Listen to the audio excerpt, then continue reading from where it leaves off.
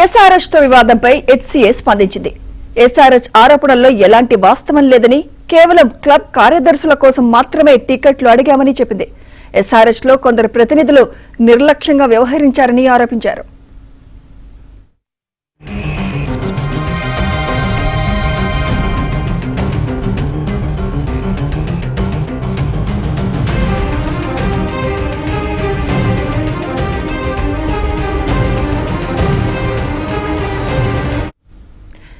SRH తో వివాదంపై HCA స్పందించింది.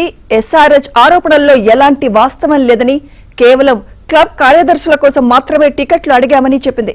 ఎస్ఆర్ఎచ్ లో కొందరు ప్రతినిధులు నిర్లక్ష్యంగా వ్యవహరించారని ఆరోపించారు. ఇదే అంశంపై మరింత సమాచారం మా ప్రతినిధి నరేష్ అందిస్తారు. నరేష్, మొత్తానికి హైదరాబాద్ సన్ రైజర్స్ అదేవిధంగా హెచ్సీఏ మధ్య వివాదం కొనసాగుతుంది. ఈ అంశం మీద ఈ రోజు తెలంగాణ ప్రభుత్వం ముఖ్యమంత్రి రేవంత్ రెడ్డి సీరియస్ అవటం, విజిలెన్స్ విచారణ కూడా ఆదేశించడం జరిగింది. ఈ నేపథ్యంలోనే కాసేపటి క్రితమే హైదరాబాద్ క్రికెట్ అసోసియేషన్ తన ప్రెస్ నోట్ ని రిలీజ్ చేసింది. ఈ నోట్ లో ముఖ్యంగా ఎస్ఆర్హెచ్ తీరు, ఏదైతే హైదరాబాద్ సన్ రైజర్స్ యాజమాన్యం యొక్క తీరు సరిగా లేదు, మొదట ఒప్పందానికి తర్వాత జరుగుతున్న పరిణామాలకు సంబంధం లేదనేది అటు హైదరాబాద్ క్రికెట్ అసోసియేషన్ చెప్తున్న మాటగా ఉంది. ముఖ్యంగా హైదరాబాద్ క్రికెట్ అసోసియేషన్ అధ్యక్షుడు ఉన్న జగన్మోహన్ రావు పాసులకి ఉచితంగా పాసులు ఎక్కువ డిమాండ్ చేశారన్న వాదనలో వాస్తవం లేదు. కేవలం 3,900 పాసులు ఇస్తానని కేవలం 2,500 పాసులు మాత్రమే ఇచ్చారనేది హైదరాబాద్ క్రికెట్ అసోసియేషన్ చెప్తుంది. అదేవిధంగా కేవలం క్లబ్ కార్యదర్శులు ఎవరైతే హైదరాబాద్ క్రికెట్ అసోసియేషన్ లో భాగంగా ఉంటారో వాళ్ళ కోసం మాత్రమే పాసులు అడిగాను తప్ప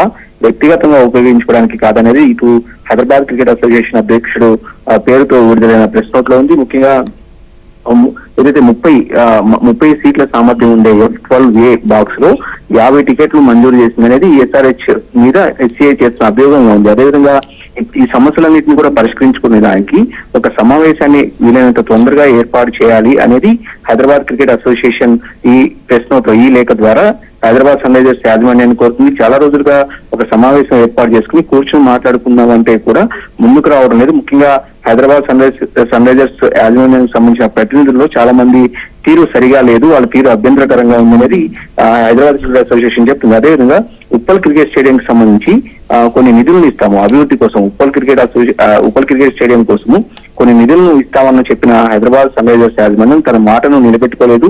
ఆ విషయాన్ని మాట్లాడుతుంటే దాటవేసే ధోరణితో వ్యవహరిస్తుంది అనేది హైదరాబాద్ క్రికెట్ అసోసియేషన్ చెప్తున్న మాట. ఏదేమైనప్పటికీ కూడా ఈ అంశం ఇప్పటితో ముగిసేటట్టు కనిపించట్లేదు.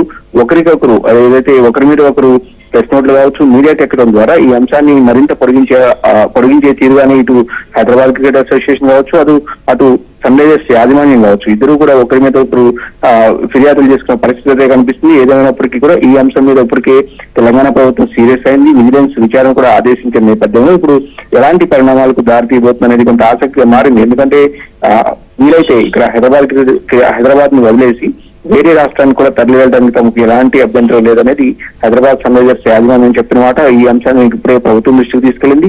వీలైతే రేపు మాపో BCCI board of cricket control for India దృష్టికి కూడా తీసుకెళ్లే అవకాశం కూడా కనిపిస్తుంది. మొత్తానికైతే అటు ఎస్ఆర్హెచ్ చేసిన అభియోగాల మీద హైదరాబాద్ క్రికెట్ అసోసియేషన్ అయితే స్పందించింది. Right, thank you Naresh.